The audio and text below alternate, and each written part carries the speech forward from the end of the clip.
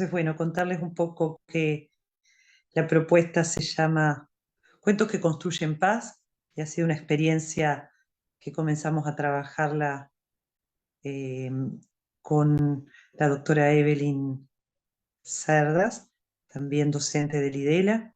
Ella coordina el programa en entornos educativos que construyen paz y a partir de ahí empezamos a trabajar juntos sobre este proyecto, comunidades educativas, perdón. Y, y empezamos a construir este proyecto en medio de la pandemia. Voy a seguir con la presentación. Le agradezco a Ronald que me está ayudando. Bueno, la propuesta es parte del proyecto, de este proyecto del IDELA, de comunidades educativas que construyen paz, ¿sí? Es un programa, una propuesta que viene desde la parte de educación no formal, ¿no?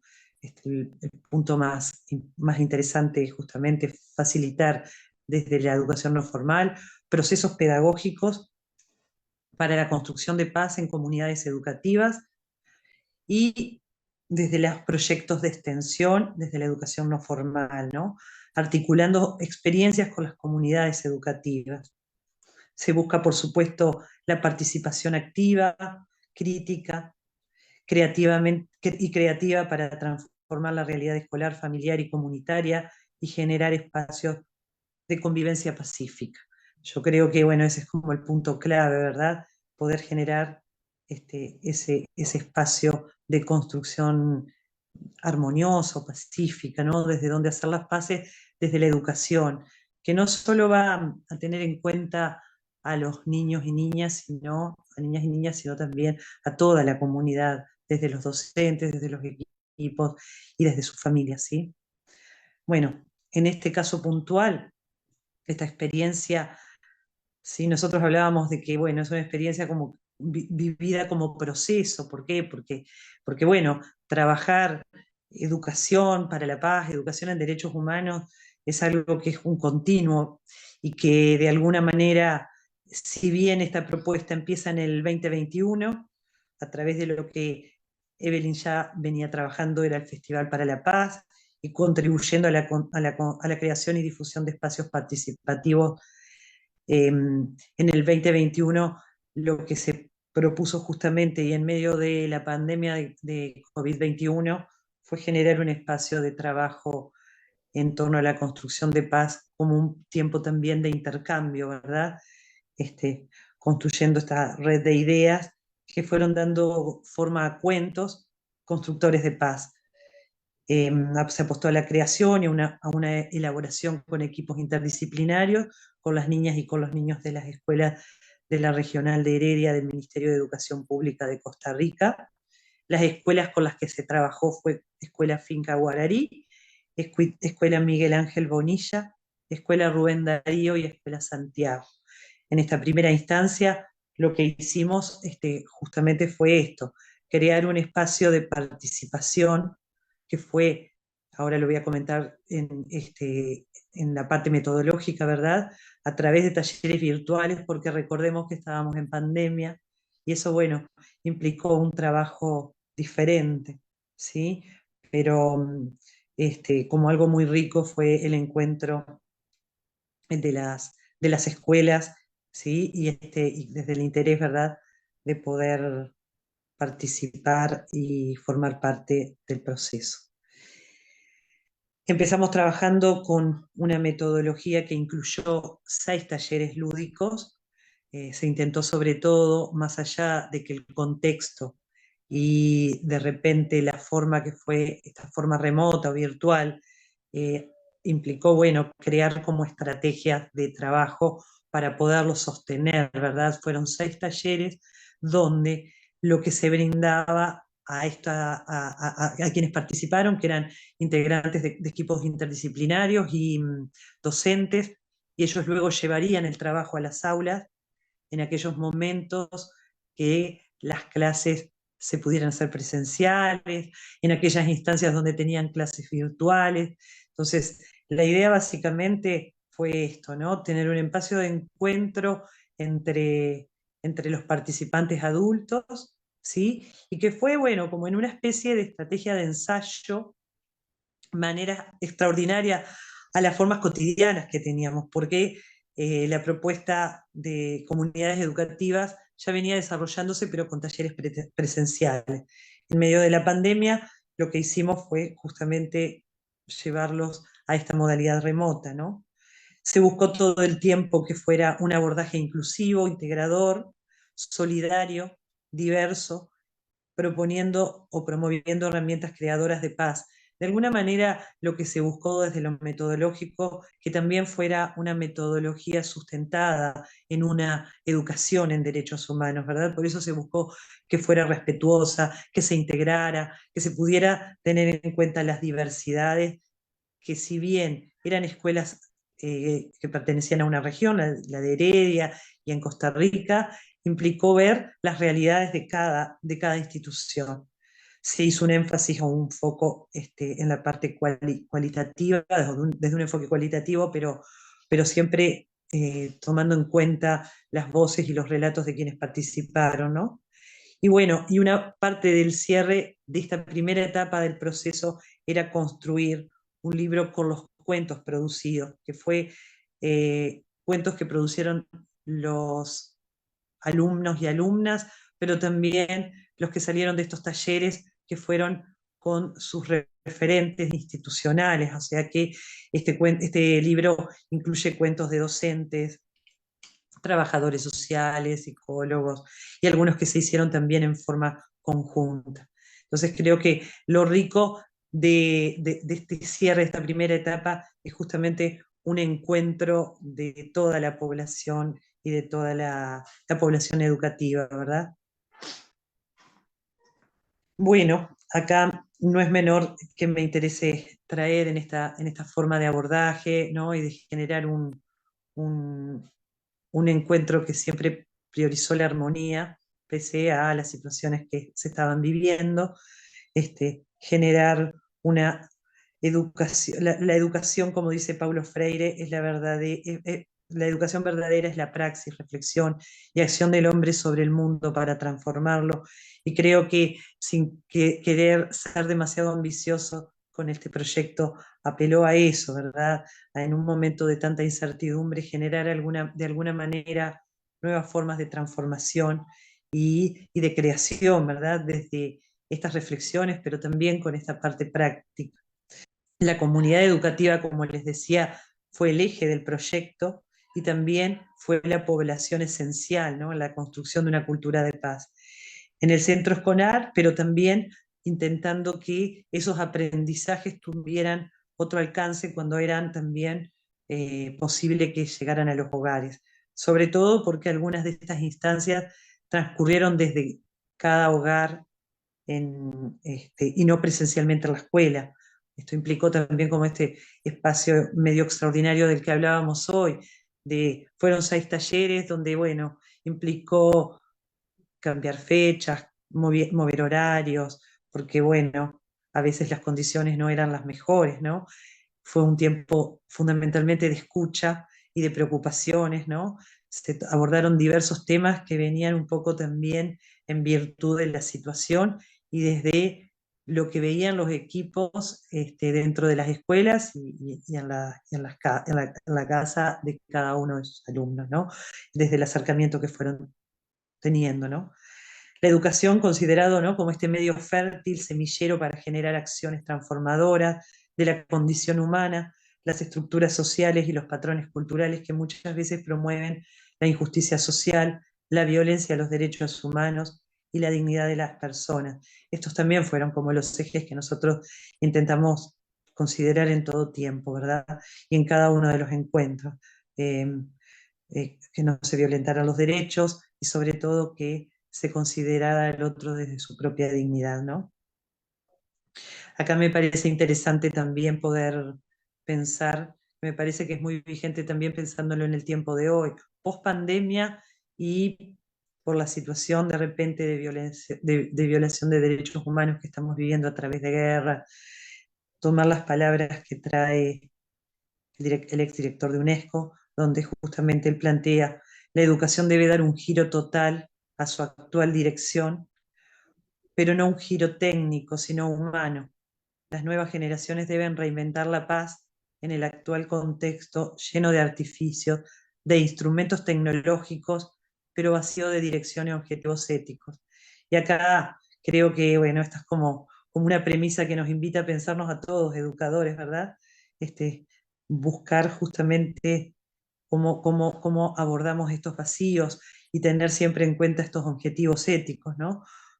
Por todo ello, la educación para la paz debe incluir la educación para la democracia, la justicia, el desarme, los derechos humanos, la tolerancia, el respeto a la diversidad cultural, la preservación del ambiente, la prevención de los conflictos, la reconciliación, la no violencia y la cultura de paz. Creo que de alguna manera hace una síntesis de que cuando hablamos en una auténtica educación en derechos humanos y una educación para la paz y para generar una cultura de paz, implica tener todos estos componentes, ¿verdad? Y poderlos llevar al aula y poderlo trabajar con los niños y con las niñas, que creo que de alguna manera son quienes van a dar continuidad a lo que nosotros podamos también eh, darles y guiarlos bueno, desde estas prácticas concretas, ¿no? Voy a ir un poco a la estructura de cómo se fue trabajando desde los talleres y algunos resultados que salieron desde los talleres con los adultos, ¿verdad? Y con algunas dinámicas de las que trabajamos, ¿no?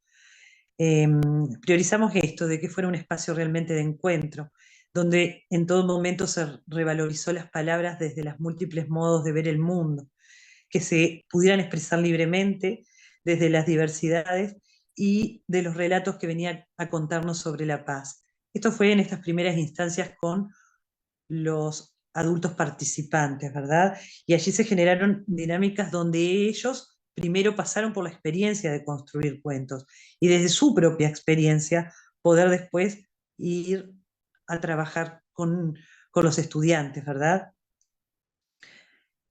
Como un punto fuerte, me parece que es bien interesante algunas palabras claves que surgieron de estos primeros encuentros, que fue tranquilidad, armonía, paciencia, amor, serenidad, descanso, libertad, y que fueron las que dieron origen a los primeros cuentos, ¿verdad? Eh, Me parece muy valioso que aquí en este punto subrayar que el poder pensar, el construir la paz desde un lugar positivo, ¿verdad? Desde este lugar que nos hace encontrar con la armonía, con la paciencia, con el amor, ¿no? Fomentar desde aquí entonces y comunidades de indagación y de acción que puedan seguir, ¿no? Asombrándose, que tengan curiosidad por el saber, por el conocimiento, sensibles también a las problemáticas del contexto y con opciones de futuro viables, autónomas, reflexivas, dialógicas y responsables. Esto nos traía Torres, pero también me parece que es muy valioso, sobre todo cuando uno está trabajando con temas tan sensibles como la construcción de paz. Eh, Creo que fue bien interesante, ¿no? Que desde un comienzo intentaron encontrarse con la paz, no tanto desde lo conflictivo, que también es parte cuando trabajamos la paz, sino, bueno, desde este lugar de aquellos aportes afirmativos o positivos. Como experiencia, me interesa acá también destacar algunas de las reflexiones que salieron fundamentalmente de los docentes y de los equipos interdisciplinarios, ¿verdad? Después de las actividades, que también nos pudimos dar ese espacio de pensar, ¿no? En esto de los aportes en lo personal, pero también en torno a la comunidad, ¿no? Entonces, algunos de ellos lo que traían, bueno, hace que todo el mundo se sienta incluido, despierta la imaginación, y va dejando un producto tan bonito como terminó, tan bonito, tan completo. Y entre más se ejercita, más se le ocurre a uno cómo dar esa vida. Esto nos decía alguien que participó y fue bueno, esa experiencia que uno pretendió siempre que fuera muy vivencial y que de hecho quedó claro que así fue, ¿no? También nos decían, ¿no? La idea es aprenderla, ejercitarla para poder trabajarla con los chicos y las personas que trabajamos, que nos invita a crear y a salirnos de las estructuras. Y esto también me llamó mucho la atención, ¿no?